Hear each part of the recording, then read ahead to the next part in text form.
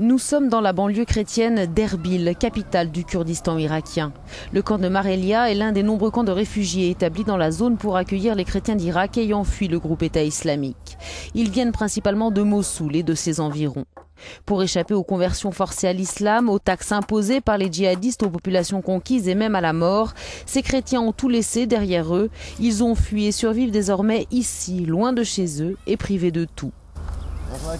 Réduits à une existence misérable, ils doivent à présent se préparer à affronter l'hiver avec pour simple abri des tentes de fortune. Nous avons rencontré ces réfugiés, ils livrent leur désespoir et leur peur. C'est une souffrance de chaque instant. Nous ne pouvons pas dormir. Hier, il a plu. Le bruit de la pluie ressemble à celui de pierres qui tombaient sur nos tentes. Mon garçon m'a dit ce matin qu'il voulait retrouver la maison, qu'il voulait y retourner aujourd'hui. Je lui ai répondu « Mais comment veux-tu qu'on y retourne? As-tu rêvé de ça ?» Il m'a regardé sans rien dire. Je ne sais pas. Peut-être que durant son sommeil, il a rêvé qu'on repartait chez nous.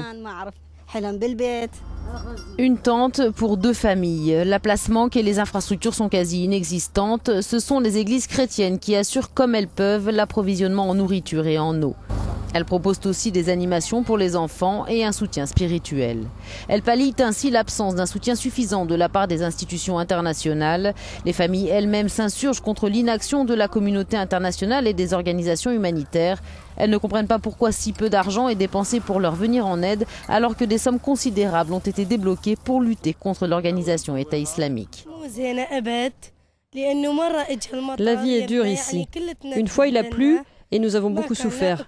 Il n'y a pas de machine à laver, pas d'argent, nous n'avons rien.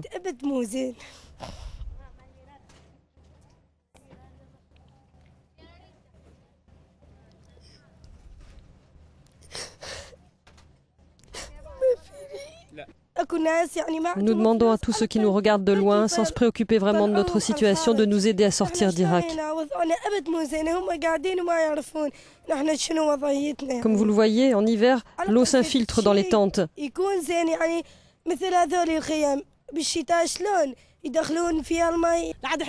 Nous avons quitté nos maisons situées dans la région de Karakosh. Nous ne sommes pas les seuls, tout le monde est parti.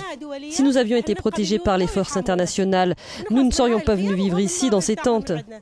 Mais existe-t-il vraiment une aide internationale ? Le curé chaldéen de la paroisse de Marelia, le père Douglas Bazi, appelle à soutenir davantage ces réfugiés chrétiens et au-delà, les minorités en Irak quotidiennement persécutées. Le père Bazi avait lui-même été enlevé en 2006 puis libéré après 9 jours de captivité.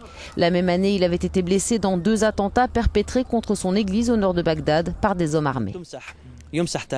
Quand votre histoire et votre nom sont effacés, on peut vraiment parler de génocide.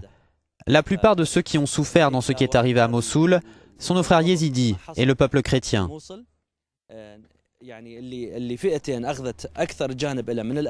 Et je ne suis pas surpris. Si le groupe État islamique tue ceux qui appartiennent à sa propre religion, alors que dire de sa façon de traiter les personnes des autres religions, sans parler de ceux qui sont athées? Selon l'organisation française Fraternité en Irak, très active sur le terrain, depuis le mois d'août, 120 000 chrétiens, yézidis, kakaïs et chabaks, dont 18 000 enfants, se sont réfugiés à Erbil pour fuir le groupe État islamique. Ils ne jouent aucun rôle dans les conflits politiques, ils vivaient en sécurité dans leur maison et dans la paix, et au final, ils se retrouvent réfugiés dans plusieurs pays, acteurs malgré eux du pire nettoyage et exode ethnique dont ait jamais été témoin le Moyen-Orient. من مدينة أربيل بشمال العراق محمد شيخ إبراهيم ليورو نيوز.